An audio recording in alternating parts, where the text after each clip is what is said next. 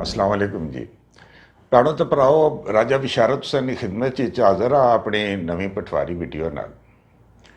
असें जिस वेले गिशने से उत्थे ट्रेनिंग वास्ते कराची ना तो उत्थे हॉस्टल च रहना पैना सा। तो इस तरह होना सा कि माड़े नाल जड़ा माड़ा कोई रूममेट और रखड़े से वो कुछ अरसे बाद नसी गिशना सा। तो वो गछी आखना सा जी माड़ा कमरा बदलाओ जी, मैं इस बंदे नाल ना रहना। तो वो सारिया की गल मशहूर सी। तो इस बारी जिस बार गया आ उत्थे कराची, तो जड़ा इंचार्ज सा हॉस्टल ना वो भी पटवारिया सा, एक राजा सा, तो जानने वाला सा। तो मिकी उस कमरा दिता। कुछ दिनों बाद आखना कि हूँ तादाद ज़्यादा होएगी तो कोई और बंदा बाना उत्थे। तो इस बारी कोई बंदिया रहा यार, तो अपना मूँह थोड़ा फटा हुआ, तो इस तरीके की कोई गल ना करें कि वह फिर जनाब वो भी नसी गच्छा। तो आखा जी माड़ा कमरा बदलाओ। मैं आख्या यार मैं तो अपनी तरफ कोई कोशिश ना करना। आना एक बहुत शरीफ जिहा मौलवी जिहा बंदा, तो बिल्कुल कोई उसने चुखर खार कोई ऐसी वैसी गल कोई नहीं। तो वह बाईसठ से खैर जी वो माड़ा रूममेट आ गया। वो उत्थे ना कराची काम करना सा। मैं तो कोर्स पर गया सा, तो उत्थे बहुत लंबे अरसे वास्ते उत्थे उस रहना सा।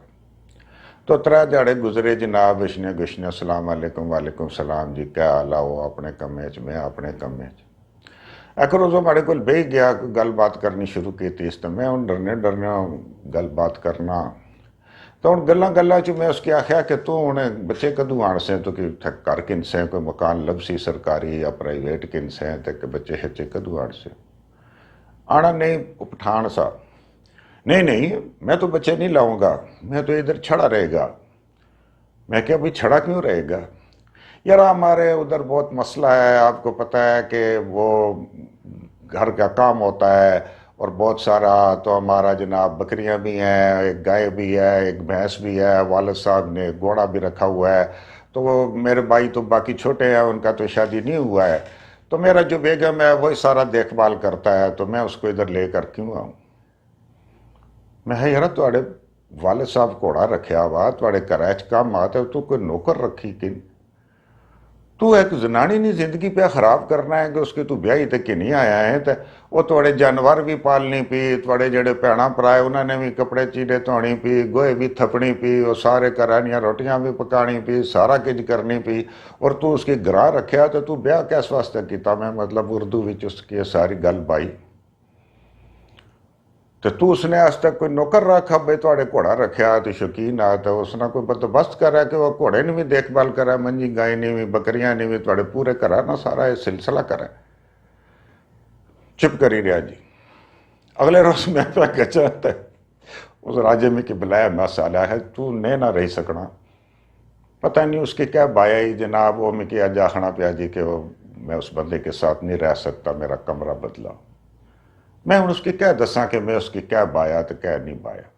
हूँ एक गल जी है ये बिल्कुल 16 आने हकीकत ही और सच्ची गल ही ये असा सारे करने। असा ना ग्रुप आना इतना व्हाट्सएप ना ग्रुप बनया वा दोस्तों यार ना सारा। तो एक भाई असा ने ग्रां रहने, तो उन्हें जनाब वो गंदम की कटाई ना सीजन आया ना ये पिछा जदू, तो उन्हें एक गाना जहा गाया ना, कणकां कपेसा माये कोल बेसा, कणकां कपेसा। तो उस गाने विचों ये पिया बाना कि एक बड़ा रोमांटिक बनाया वा कि मैं माये कोल बैसा, मैं कणकां कपेसा। तो मैं हूँ रही ना सकना। मैं उसकी आख्या भाई जी कणक कपड़ा एक होर चीज़ ही, रोमांस एक होर चीज़ ही।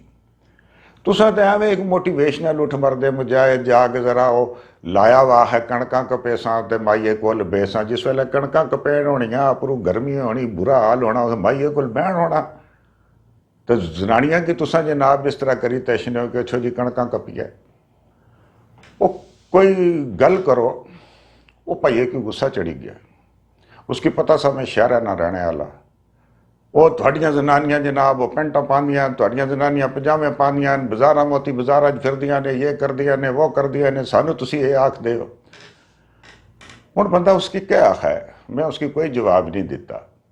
लेकिन आखने ना मतलब है जिस वेले असां ग्रां च गिशने आ तो ग्रां ना हर काम एक जनानी पर कियां फर्ज है।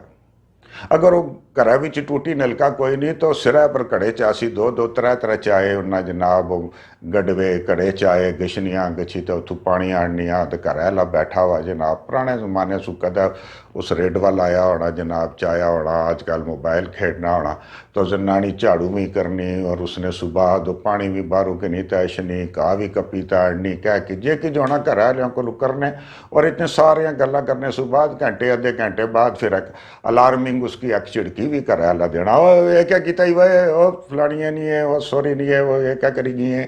तो मतलब ये भी उस पर आ चलो ग्रां विच तो हद से ज़्यादा है जुल्म, शहरों में भी इस तरह आ कि जी एक औरत ही उस पर जड़ियाँ ड्यूटियाँ थियाँ वो सारिया थियाँ उसनिया, लेकिन एक कंबाइन फैमिली सिस्टम आ उसने भी तुसा जनाब सारे रहने पे हो, उसने देरे जेठे फलाने फलाने वो सारिया ना काम करना, सारिया ने कपड़े इस्त्री करने, सारिया ने जास्ता रोटी पकाना जनाब, सारिया ने उधर एक रोज़ बैठे हुए जनाब पता चलना जी कि वो मेहमान आ गए जी फलानी जगह से मेहमान आ गए, तो अस तो बड़ा इंजॉय करने मरदाने च बई तो उत्थे बंदे बैठे होने जनाब, तो गप्पां तो फलाना तो होर सुना फिर कितने गुजरिया तो फलानी चीज़ किधर गुजरी, तो उस चारी जनाब वो 30 बंदियां आस्ते रोटी पकानी होनी, 30 बंदियां आस्ते बिरयानी पकानी, वो कह के करनी, असा उसना कोई सोचने भी ना कि उस पर क्या ये फर्ज आ तो क्या उसना ये तरीकाकार आ, तो बिल्कुल ही मतलब टोटल एक गलत सिस्टम जड़ा वो चलाने पे।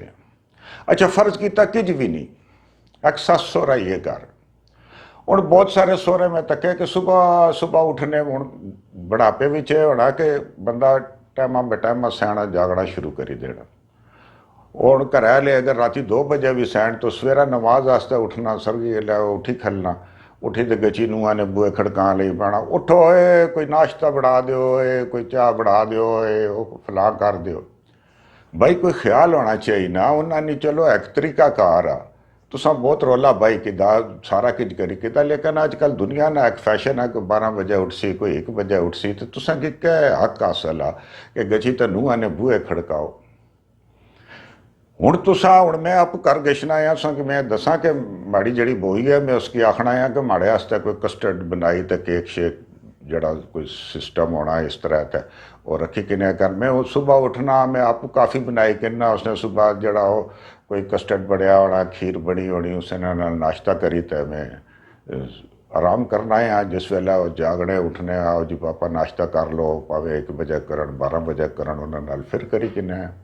तो असा बहुत सारिया चीज़ा ऐसिया तकड़े आ कि एक असा कि नहीं तो अशने आ मजदूर बगैर तनख्वाह ना, और उस अपर असा जनाब जुल्मा ने पहाड़ टाई सटने आ और सारा कुछ, और फिर ये भी आखने कि असा तो जनाब नूह की फुल्ला रखा वा तो फलां किया वा तो फलां किया वा, तो असा कि खुद ख्याल करना चाहिए। हूँ ये जड़ा खाली सस बहू ना मसला होना पिछली वीडियो जो मैं बहू ना दसिया सा, इसने विच ये होना कि आम तौर पर जी ससा होनिया उन्हें शुगर भी होनी, ब्लड प्रेशर भी होना, तो कोई चीज़ उन्हें एक्सपैक्ट करो कि भाई वो ऐसी गल बाई सकनी, शुगर इच बंदे की गुस्सा भी चढ़ना, सारा कुछ भी चढ़ना, तो चलो बाकिया ना नहीं तो थोड़ा बहुत जड़ा आ दुनिया प्यार मुहब्बत पर जी है वो कायम ही लो के आखने, लेकिन प्यार मुहब्बत सू भी एक बड़ी चीज़ थी कि अगर तुसा कि ससू पर प्यार नहीं आया या ससू की नूह पर प्यार नहीं आया तो कम अज़ कम टॉलरेंस तो होनी चाहिए, नहीं सब्र तो होना चाहिए, ना बर्दाश्त तो होना चाहिए, ना इंसानी हमदर्दी तो होनी चाहिए नहीं, तो असा इंसान आ तो असा एक दूए नाल हमदर्दी ना रवैया रखी है, तो यह भी तकिया कि असा अगले जान गछना उत्थे गछी तो जवाब देना, तो मुलाकात तुसा नाल होनी रही बजाय इसने कि असा कोई जनाब और इस तरह दी गल्लां करिया, मैसेज करया करो जनाब, कोई कॉल करया करो, दसिया करो अपनी जड़ी आसानी मादरी जुबान ही उस गलबात करने रही है। तो बहुत बहुत शुक्रिया, बहुत बहुत मेहरबानी, अल्लाह हाफिज़।